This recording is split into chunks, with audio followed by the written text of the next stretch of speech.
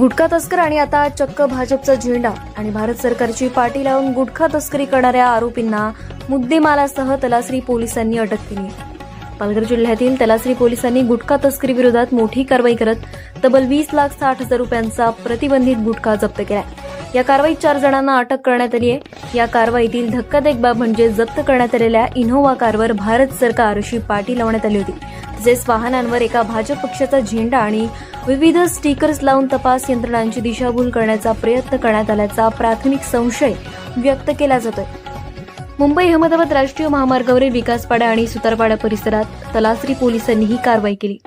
गुजरातमधून महाराष्ट्रात प्रतिबंधित गुटख्याची तस्करी करणाऱ्या मोठ्या साखळीचा तपास आता पोलीस करतायत. दरम्यान गुटखा तस्करीला कथित संरक्षण मिळत असल्याच्या चर्चा स्थानिक स्तरावर सुरू आहेत. पालघरच्या पोलीस दलातील सचिन वाझे अजूनही या गुटखा तस्करांकडून वसुली करून दिवस रात्र या धंद्याला अभय देत असल्याची चर्चा जोरदार सुरू लागली आहे. या प्रकरणातील संपूर्ण रॅकेट उघड करण्यासाठी तपास सुरू असल्याची माहिती पोलिसांकडून देण्यात आली आहे. या कारवाईमुळे गुटखा तस्करीच्या जाळ्यावर मोठा अपघात झाल्याचे मानले जात असून तपासातून आणखी कोणती नावे समोर येत आहेत याकडे आता सर्वांचं लक्ष लागलंय.